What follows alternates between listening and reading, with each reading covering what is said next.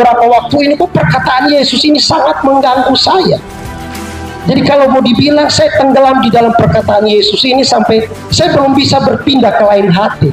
Saya masih tertanam dengan hatinya Yesus seperti ini. Mari Bapak Ibu Saudaraku, apa perkataan Yesus yang mengganggu saya dan juga saya berdoa supaya bisa mengganggu Bapak Ibu Saudara. Lukas pasal yang ke-13 ayat yang ke-7. Saudaraku, saya perlu beritahukan kepada Bapak Ibu Saudara bahwa banyak pohon yang ada di Israel. Tetapi kenapa Tuhan angkat pohon ara sebagai perumpamaan? Saudaraku, saya perlu ingatkan kepada Bapak Ibu Saudara bahwa waktu Yesus melayani di muka bumi ini, ada 3 golongan orang yang sering mengikuti pelayanan Yesus. Golongan yang pertama itu adalah golongan orang banyak, saya kasih nama golongan Kristen orang banyak. Dan yang kedua adalah golongan Kristen murid. Yang ketiga adalah golongan Kristen orang fasik atau ahli Taurat. Nah saudaraku, satu waktu murid-murid datang bertanya kepada Yesus. Perhatikan, Lukas pasal yang ke-13 ini berbicara tentang Yesus sedang berkhotbah kepada orang banyak. Tidak kepada murid, tetapi kepada gombolan Kristen orang banyak. Murid-murid mereka datang ketemu Yesus dan mereka bilang begini, Yesus, guru mengajar orang banyak pakai perumpamaan. Tapi kalau kepada kami murid, kok kami langsung ditegur keras? Jawaban Yesus ada di dalam kitab Injil Lukas 8 ayat 10. Yesus berkata seperti ini. Kepada kamu, kepada murid diberi karunia untuk mengetahui rahasia kerajaan Allah. Tetapi kepada orang banyak, mereka tidak diberi karunia untuk mengerti tentang kerajaan Allah. Mereka mendengar dan mendengar tetapi tidak mengerti. Mereka melihat demi melihat mujizat yang Yesus lakukan, tetapi mereka tidak merasakan dan mengalami apa-apa. Jadi kalau saya berkhotbah untuk orang banyak, itu harus pakai perumpamaan. Tetapi kepada murid, Yesus bilang begini, kepada kamu diberi karunia untuk mengetahui rahasia kerajaan Allah.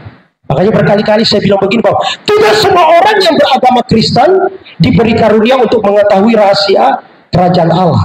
Hanya kepada murid saja diberi karunia untuk mengetahui rahasia kerajaan Allah. Jadi seorang murid dan orang yang beragama Kristen itu hidupnya itu nggak akan pernah sama. Hari-hari ini Bapak Ibu Saudaraku lihat gereja di mana-mana, orang Kristen di mana-mana, tetapi hidupnya tidak pernah berbeda. Hidupnya tidak pernah berubah. Kenapa? Karena dia hanya sekedar beragama Kristen. Dia tidak termasuk dan tidak tergolong Kristen murid. Tetapi Kristen murid, dia mengerti tentang rahasia kerajaan Allah. Hidupnya berbeda. Hidupnya mencerminkan kemuliaan Tuhan. Hidupnya menjadi terang. Hidupnya menjadi berkat. Hidupnya bermanfaat. Hidupnya berguna bagi orang lain. Tidak merugikan orang lain. Tidak mencelakakan orang lain. Tetapi menjadi berkat. Tidak menjadi sandungan. Tetapi menjadi batu sentuhan buat orang lain.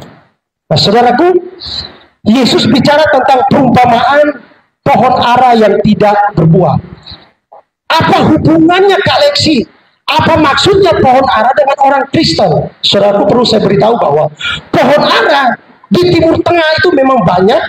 Bahkan pohon ara bagi orang-orang yang ada di Timur Tengah itu sangat berguna. Tingginya kurang lebih 10-20 meter, itu sangat berguna bagi orang-orang yang ada di Timur Tengah. Tetapi, sama-sama bilang tetapi pohon ara bagi orang Israel itu sangat sakral. Sama-sama bilang sangat sakral. Kenapa? Karena pohon ara bagi orang Israel, bagi orang Yahudi, ya, bisa menentukan bencana akan datang atau kedamaian, kelimpahan akan datang. Jadi dilihat kalau pohon ara yang ada di bangsa Yahudi, yang ada di Israel, pohon ara tidak berbuah, itu simbol atau tanda bahwa akan datang yang namanya bencana. Itu simbol. Tetapi kalau pohon ara itu berbuah, itu simbol akan datangnya kedamaian atau kelimpahan. Jadi bagi orang Yahudi, pohon ara itu berbuahnya pohon ara itu sangat menentukan datangnya bencana atau datangnya kedamaian atau kelimpahan. Saudaraku, pohon ara ini bicara tentang apa? Pohon ara ini bicara tentang kita orang Kristen. Pohon ara itu berbeda dengan pohon yang lain. Kalau pohon mangga berbuah ada musim. Sekarang musim mangga, Indramayu udah mulai turun tuh. Ya. udah lama nggak makan mangga. Beberapa hari yang lalu istri saya beli mangga, ya ternyata mangga manis juga ya. Padahal karena udah lama nggak makan mangga, akhirnya baru makan ya manis ya. Pohon anggur berbuah pada musimnya, tetapi pohon ara berbuah kapan saja, tidak mengenal musim. Nah, saudaraku perhatikan bahwa kenapa Yesus berkata bahwa waktu Yesus datang ke kebun anggur, Yesus mencari yang namanya pohon ara, tetapi Yesus tidak menemukan buah. Saudaraku, kita ini adalah pohon ara. Waktu kita percaya kepada Yesus, kita bertumbuh liar di sana, tetapi waktu kita beriman kepada Yesus, kita dipindahkan sama Tuhan, kita ditanam dan ditaruh di kebun anggurnya Tuhan. Anggur itu bicara tentang semua kebaikan-kebaikan Allah. Nah, kita ditanam di kebun anggurnya Tuhan. Kita ini pohon ara dengan harapan supaya kita menghasilkan buah kapan saja, kita menghasilkan buah musim apa saja, kita tetap berbuah. Musim paceklik, musim kemarau, musim panas, musim hujan, musim dingin, musim sepi, kita tetap berbuah. Itu musim, itu pohon ara.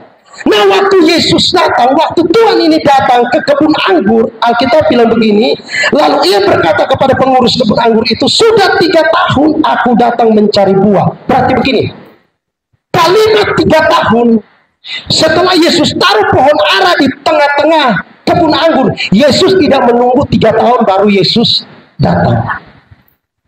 Nah, Yesus bilang begini, 3 tahun aku datang tetapi aku tidak menemukan buah. Berarti begini, dari sini kita kesimpulkan bahwa Tuhan itu selalu datang. Tuhan itu selalu datang. Tujuannya datang ke kebun anggur, mencari pohon ara itu untuk apa? Pohon ara bertumbuh, daunnya lebat. Tetapi tujuan dari Tuhan ini mencari pohon ara, tujuannya adalah apa? Untuk mencari apa? Mencari buah. Sama-sama bilang buah. Tetapi yang jadi persoalannya begini, kelihatannya kita menjadi orang Kristen bertumbuh, berdaun lebat, berdaun lebat. Hari Minggu kita ke gereja, kebaktian pemuritan, ya kita luar biasa. Tetapi jangan-jangan kita cuma sekedar bertumbuh tetapi tidak menghasilkan buah. Nah, yang Yesus cari itu adalah buah. Pohon ara ada di tengah-tengah kebun anggur, itu menjadi pusat perhatian yang punya kebun anggur itu. Yesus mencari buah dari pohon ara yang ditanam di tengah-tengah kebun anggur. Yesus tidak cari apa-apa. Yesus tidak cari apa-apa, tetapi yang Yesus cari dari buah kekristenanmu adalah buah pertobatan, perubahan hidup. Amin. Buah ketekunan, buah ketaatan, buah kejujuran. Apalagi buah-buah yang menjadi berkat, buah yang bisa dinikmati oleh Allah, buah hidup yang bisa dinikmati oleh Tuhan. Itu yang Yesus cari. Nah, bahaya di sini kalau Yesus cari buah itu dan Yesus tidak menemukan buah itu, apa yang terjadi? Yesus bilang apa? Siapkan kapak, tebanglah pohon ini. Jangan biarkan pohon ini tumbuh dengan percuma di kebun anggur. Halo Bapak Ibu Saudaraku, kira-kira keras nggak? Saya sangat terganggu loh dengan ayat ini. Tebanglah, tebanglah. Percuma pohon itu ditanam di kebun anggur. Artinya bahwa begini, bahwa situasinya mau model apa, musim kehidupan kita boleh berganti, tetapi yang namanya kita pohon aranya Tuhan, kita harus menghasilkan buah kapan saja. Amin. Buah yang manis, buah yang bisa dinikmati oleh Tuhan, buah yang bermanfaat, buah yang berguna buat orang-orang yang ada di sekitar kita. Makanya Yesus bilang begini, tebanglah, kalau sudah tidak ada buah, udah ditebang aja. Dari sini saya mau simpulkan bahwa kelihatan dari tampang-tampang Bapak Ibu Saudara atau tampang saya ini adalah tampang yang sebenarnya sudah selesai, tidak menghasilkan buah apa-apa. Jujur, karena apa? Dosa, karena perbuatan jahat yang kita lakukan. Sebenarnya semua ini kita udah selesai, udah ditebang sama Tuhan. Tetapi perhatikan ayat yang ke-8, Alkitab bilang apa? Jawab pengurus dari kebun anggur itu. Dibilang begini, Tuhan, biarkanlah dia tumbuh 1 tahun lagi. Aku akan mencangkul tanah itu sekelilingnya dan memberi pupuk kepadanya, mungkin tahun depan engkau akan menemukan buah. Dari sini saya simpulkan begini bahwa dari tampang dan model kita, semuanya kita ini sudah selesai. Bilang selesai.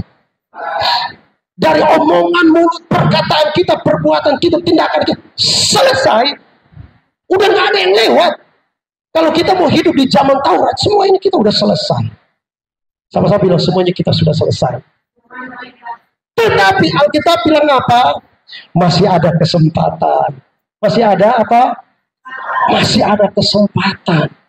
Masih ada waktu buat kita. Untuk apa? Bukan supaya kita berleha-leha, bersantai-santai ria, tetap hidup di dalam dosa. Tetapi kesempatan yang Tuhan anugerahkan buat kita, kesempatan yang diberikan buat kita itu dengan tujuan supaya apa? Kalau tahun depan Tuhan datang, Tuhan menemukan buah. Amin. Dari sini saya bersimpulkan begini. Kalau hari ini kita ada, memang benar kita sehat. Memang benar kan kita sehat? Sehat ya Bapak Saudaraku. Kalau sakit nggak mungkin kita ada di sini. Aku sedikit-sedikit capek, lemah badan, kita masih ada di sini. Lebih daripada kita sehat. Lebih daripada kita sehat. Yang Tuhan inginkan adalah kita benahi diri, perbaiki cara hidupku. Supaya begini, waktu Tuhan datang, Tuhan menemukan ada buah di dalam kita. Amin.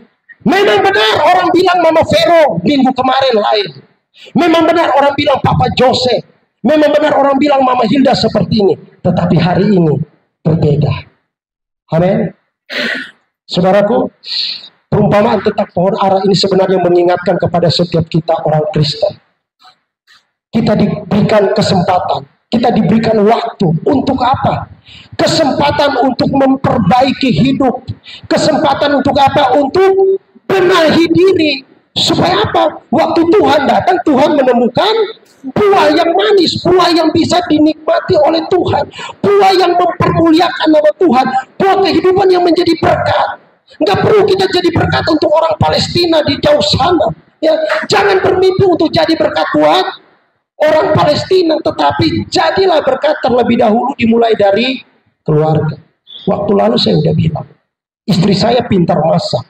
Kalau dia ke Singkawang cuma 1 minggu, saya masih bisa puji Tuhan, haleluya. Tetapi kalau 2 minggu, kemarin hampir 1 bulan, luar biasa perjuangannya. Kalau saya masak nggak enak, pasti anak-anak nggak mau makan di rumah. Kalau saya masak nggak enak, pasti anak-anak minta makan di tempat lain, atau mereka telepon maminya, mereka ngadu, Mami, Dedi kok nggak kasih makan, kami kurus.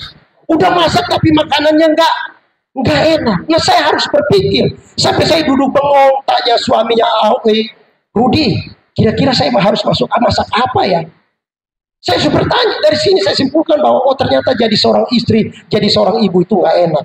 Pantasan kalau pagi-pagi istri saya tanya, yang hari ini kita mau masak apa? Saya cuma jawab sederhana, mau masak aja kok bingung. Itu karena saya belum ngalamin.